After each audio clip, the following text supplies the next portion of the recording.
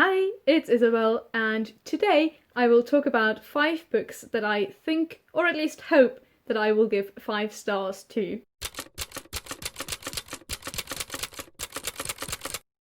So I've seen this video around BookTube on different channels, and it's kind of a 2-part thing. So in the first part, people usually talk about books that they have on their radar that they think they might give 5 stars to, and then once they've read those books, however long it takes them, they do like a different video where they see whether they actually gave 5 stars to these books. So today I want to do the first part of that kind of video pair and tell you about the books that I currently have on my radar that I really hope that I will love and give 5 stars to. I should have probably prepared what I want to tell you about each of these books, but I didn't have time for that, so please bear with me while I try to talk about books that I haven't read yet. I will do my best to try and explain to you why I think that I will love them. So the first book on my list is a short story collection, and the title is Hag Forgotten Folktales Retold, and it is an anthology featuring different female British writers who have, as the title suggests, retold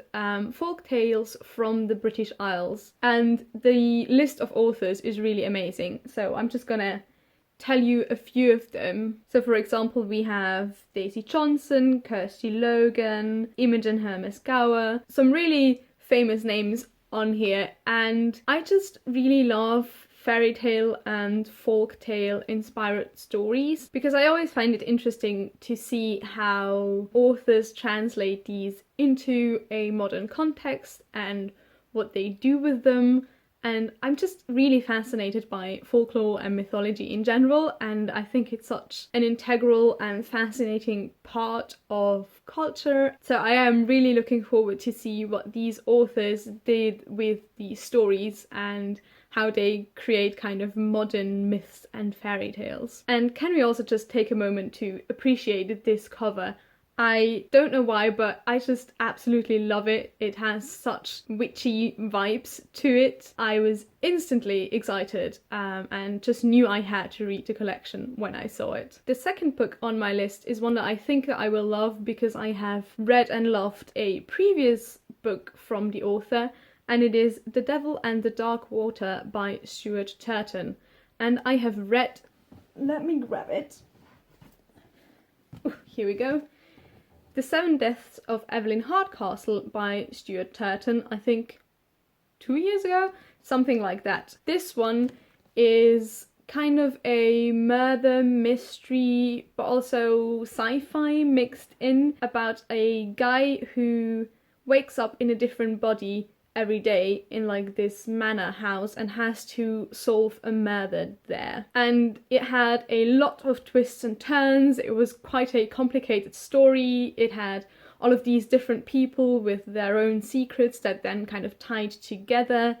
I really didn't see the ending coming, and I just absolutely loved the atmosphere that was in this because it had kind of Agatha Christie murder mystery vibes, but then the sci-fi elements, I think, kind of for me elevated it a lot because you really didn't know what to expect. And I hope to get similar vibes from The Devil and the Dark Water, and from the blurb it sounds like it might also be a bit supernatural because, and I think I've read this tagline before in a video, but the tagline says, "A murder on the high seas, a detective duo, a demon who may or may not exist." And that last part about the demon made me really interested in the book because I love stories that have ghosts that are maybe just imagined, but maybe they're also real.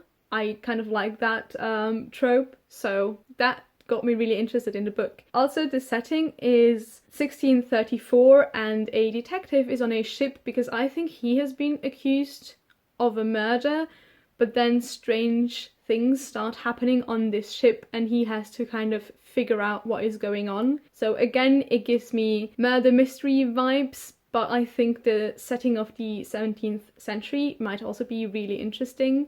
And then the maybe supernatural elements is really what drew me to this book. The next book that I have also made it onto this list because I've read a previous book from the author and I loved it, and the book is Earthlings by Sayaka Murata. And again, I have the previous book right here.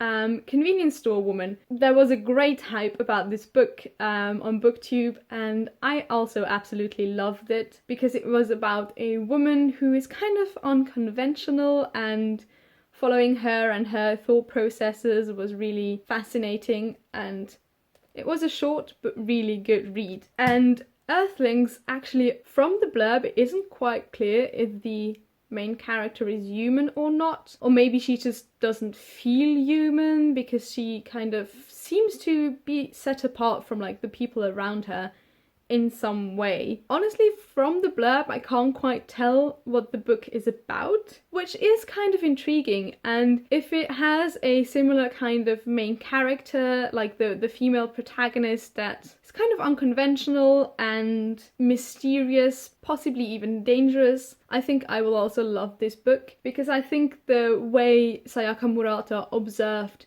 society and societal norms and also challenged them in Convenience Store Woman is something I really enjoyed, and I hope that Earthlings will do something similar to that. So that's why I'm excited for that one. Then the fourth book on the list is non-fiction, and I completely forgot I recently bought it, so let me quickly grab it.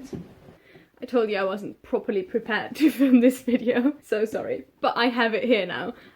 It's Entangled Life by Merlin Sheldrake. And this book is about how fungi make our worlds, change our minds and shape our futures, according to the subtitle. I think fungi are fascinating. I don't know why, but they are fascinating to me. So just the subject matter of the book really appeals to me. And I think it also goes a bit into like folklore and why fungi have been fascinating to people for a long time, not just to me, but also in folklore and fairy tales. So it kind of ties in with the short story collection from the beginning. And I also just want to learn more about fungi because I feel like I don't know that much yet. And it's just a really fascinating topic. And I do enjoy reading non-fiction about nature topics every now and then. There are quite a few non-fiction books about the natural world, or like exploring more about nature that I have loved recently, so I really hope that this one will fall into that category as well. And then the last book on this list is the one that I'm probably the most uncertain about, because I have a feeling that I will either really love or absolutely hate the book, because that is what I've heard from people who have read it so far. Ugh. It has a really long, complicated title. It's In the House in the Dark of the Woods by Laird. I also don't quite get what it's about from the blurb, which again is intriguing. I kind of like it when I'm confused by the blurb. But according to the first line of the blurb, it is a horror story set in colonial New England, and a law-abiding Puritan woman goes missing. And I think she goes into the woods and finds strange things there. Again, it gives me kind of witchy vibes. I do like books set in colonial America, and if it goes into the direction of like witches in the woods, I think I would really enjoy it. What I've heard from it is that the plot is quite convoluted and confusing, but that there are some like unexpected twists and reveals. I hope that I will love it, because women going into the woods and possibly being witches is something that I do enjoy. So those are the 5 books that I hope that I will give 5 stars to. I am really curious to see if I'm actually right, and I do hope that I will get to them kind of soon-ish, and I will update you once I've read all of them, and we will find out how good I am at predicting whether or not I will love a book. Do you have any books that you think that you will give 5 stars to for whatever reason? Then tell me about it in the comments. I would love to know which books you're looking forward to reading. Thank you for watching, and I will hopefully see you in my next video. Bye!